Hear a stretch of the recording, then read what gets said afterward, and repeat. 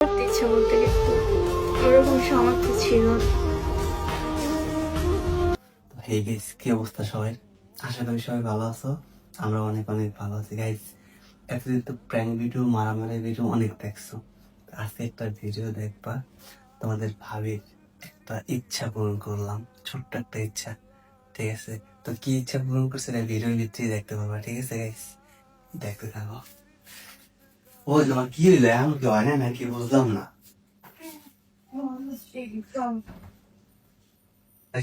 চলো চলো চলো, লেট হয়ে গেছে। এখন তো জামা কাপড় দিচ্ছে না।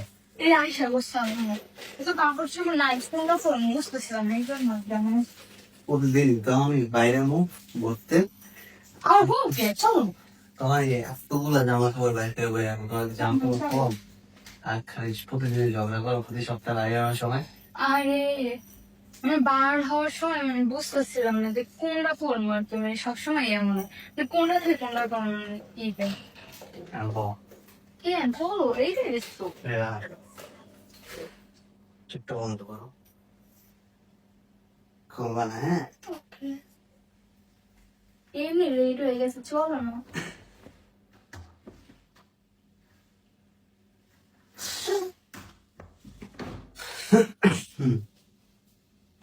খোলো,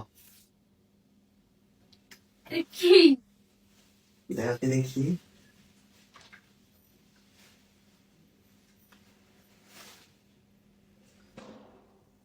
একটা লেহেঙ্গার মতো বেকার তোমার মজা লাগতেছে। তোমার এটা তুমি অনলাইনে দেখছিলাম আর দেখাইছিল। এই দাও, একবার তুমি যেটা দেখাইছিল না সেম ওইটাই। আমি বিষয় জানি না, হয়তো তুমি কার কাছে নিয়েছো ভিডিও করে না।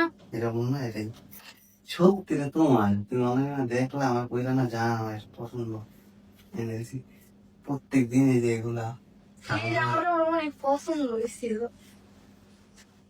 শুনতেছে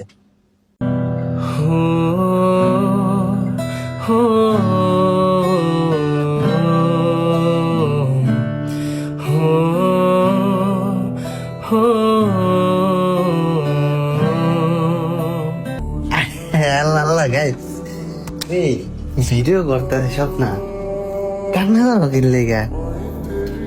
আল্লাহ প্লিজ কান্না করো না জান।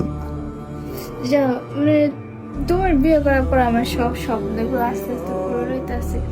আমার বিয়ের আগে অনেক স্বপ্ন ছিল যে আইফোন চালানো, বিয়ের পরে আমার ওই স্বপ্নটাও পূরণ হয়ে গেল। আগে বিয়ে অনুষ্ঠানে যাইলে সুতি কাপড় চোপড় পরে যাইতাম, তখন দেখতাম মানুষ এমন গর্জিয়াস কাপড় পরে পড়তে ইচ্ছা করতে, কিন্তু ওরকম সামর্থ্য ছিল না। এই জন্য কান্না করবো জান। এমন হয়েছে না, এটা কয়েকদিন পর আমার একটা অনুষ্ঠান আছে, তো এই জন্য কি কি করে যাইবো কি করে যাবে টেনশন হচ্ছে। খুশি তো তোমার পায়ে আমার সব স্বপ্নগুলো আস্তে আস্তে পূরণ হইতেছে। কান্না করে আল্লাহ খুশিতে মানুষ কান্না করে আল্লাহ খুশিতে মানুষ কান্না করেছে। মানুষের কিছু কিছু কান্না